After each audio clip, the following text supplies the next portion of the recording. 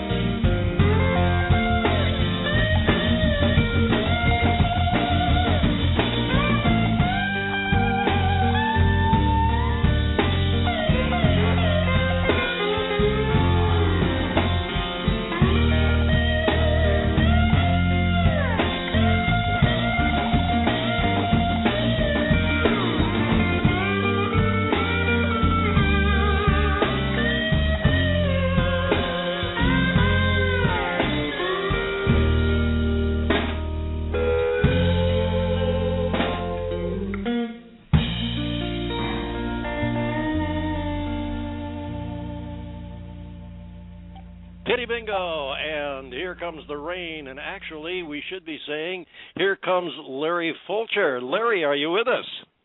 Hey, David, I'm here. How are you doing? Just fine, Larry, and how are you today? So far so good, man. I'm kind of like Larry Pareigis. I'm going back and forth between football games. I know the feeling. Yeah, that's one of the advantages or disadvantages of our show. Of course, by playing more music, we get to sneak out and catch a peek of a game every now and then too. And in our case, it's baseball because John Bon Jovial is from Massachusetts, so I guess you know where his misguided allegiance lies. And I've been a Yankee fan since I was old enough to know how to do it. So we're having a ball. Well, he's having a ball. The Yankees aren't doing too well against them, although they're ahead today. But we're so glad to have you join us in what has turned out to be an exciting year for you and for the band.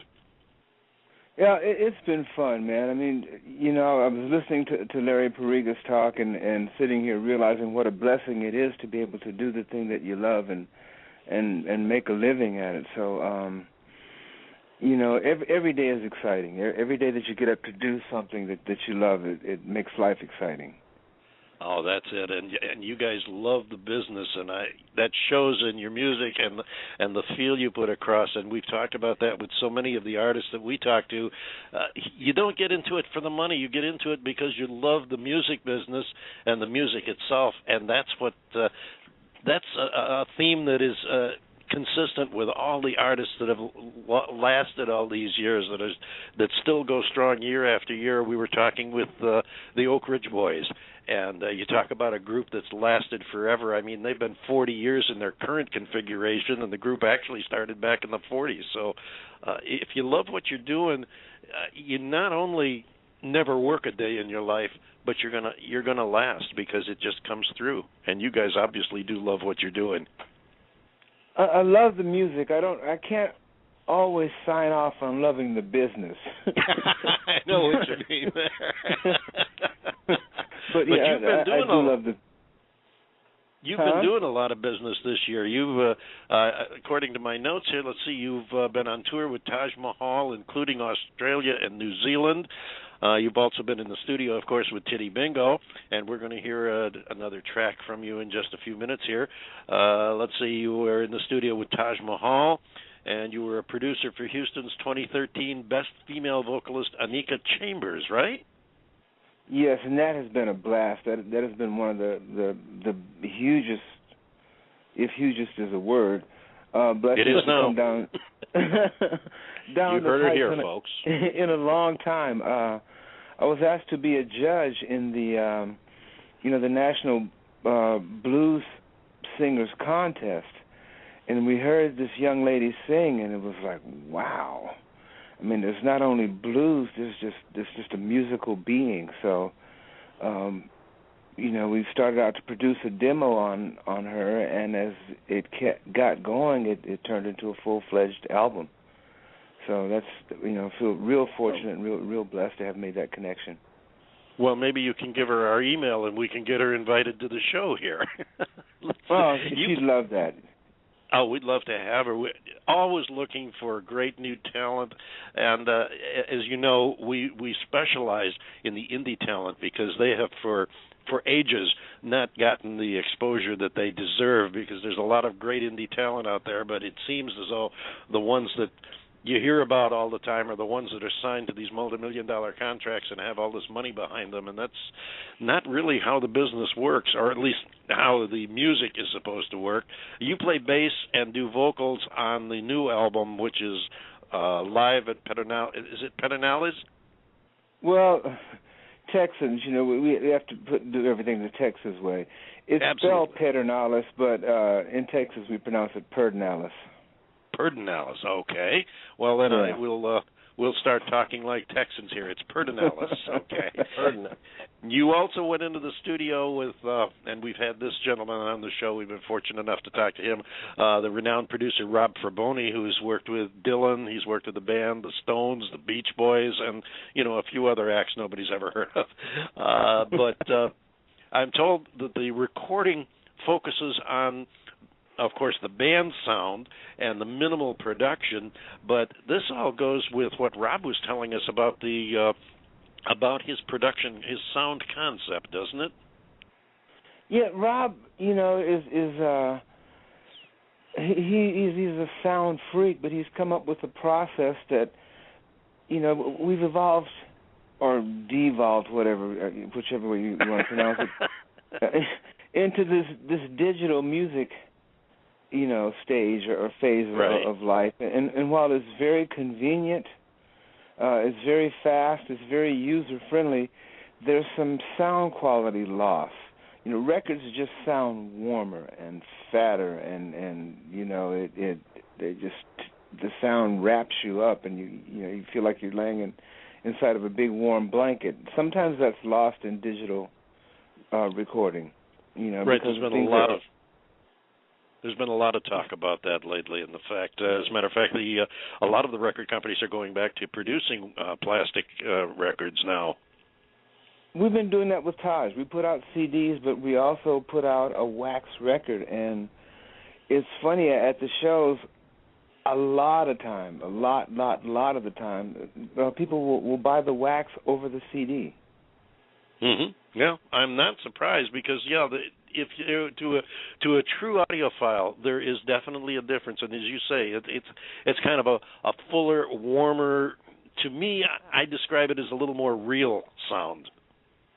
Well, the whole thing about digital is it's too clean. Exactly. It's just weight. I mean, it's as weird as this is going to sound. It's too pure. And Dave is right. You don't have that warmth and that feeling that you get from a good analog recording. Now I know I had the privilege. You just don't.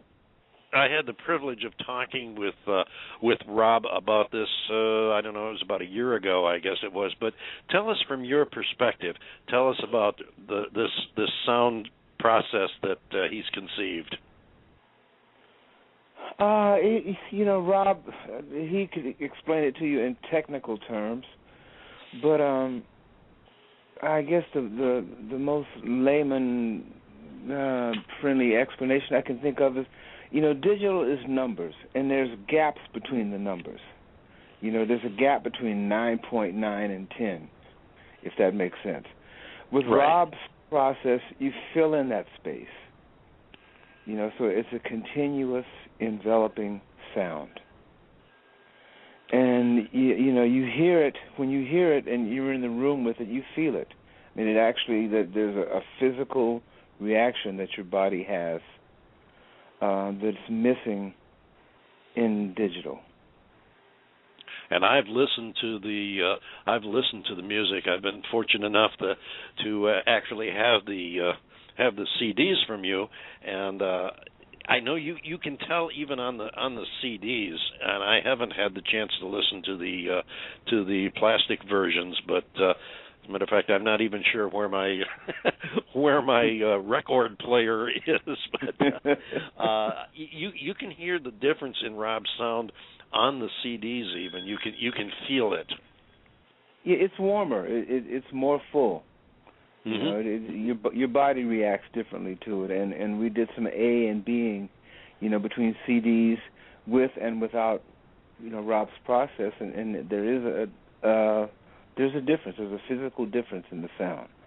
Yeah, that's where you would really notice it, being able to put one sound side by side with the other sound, and you would definitely see the difference there. And the amazing thing to me, with all the talk, and you hear artists talk about, I've labored on this album for the last 6 years or the last 2 years or 10 years or whatever. You did this album in 3 days. Yeah. Well, it's kind of like, it's the old school, and I like it because that's the way we do Taj's records. Everything that you hear on them is generally first or second take. And that it's kind of like being in Jamaica. It's the same thing. Everything is first or second take. You get the excitement, you get the adrenaline, and then guys aren't starting to try and reproduce what they played on the last take of the last performance. It's really your emotional reaction to the song. Right. I get the idea myself because, for example, comparing it to our show here, which there's no comparison. You guys are far more professional than we will ever pretend to be. But the idea, it's like we do our interviews live, and I've done pre-recorded interviews before.